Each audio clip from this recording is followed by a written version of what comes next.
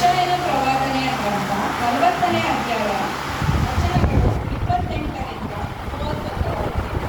ಯೆಶಾಯನ ಪ್ರವಾದನಾ ಗ್ರಂಥ 40ನೇ ಅಧ್ಯಾಯ ವಚನಗಳು 28ರಿಂದ 31. ದೇವರ ವಾಕ್ಯವನ್ನು ಓದಿ ಕೇಳೋಣ. ನೀನು ಗ್ರಹಿಸಲಿಲ್ಲವೋ, ಕೇಳಲಿಲ್ಲವೋ? ಯೆಹೋವನು ನಿರಂತರ ದೇವರು, ಭೂಮಿಯ ಕಟ್ಟಕಡೆಗಳನ್ನು ನಿರ್ಮಿಸಿದವನು ಆಗಿದ್ದಾನೆ.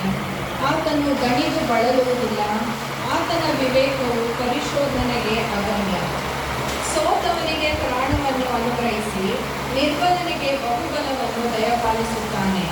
ಯುವಕರು ದಣಿದು ಬಳಲುವರು, ತರುಣರು ಸೊರಗಿ ಮುಗರಿಸುವರು. ಯೆಹೋವನನ್ನು ನಿರೀಕ್ಷಿಸುವವರು ಹೊಸ ಬಲವನ್ನು ಹೊಂದುವರು.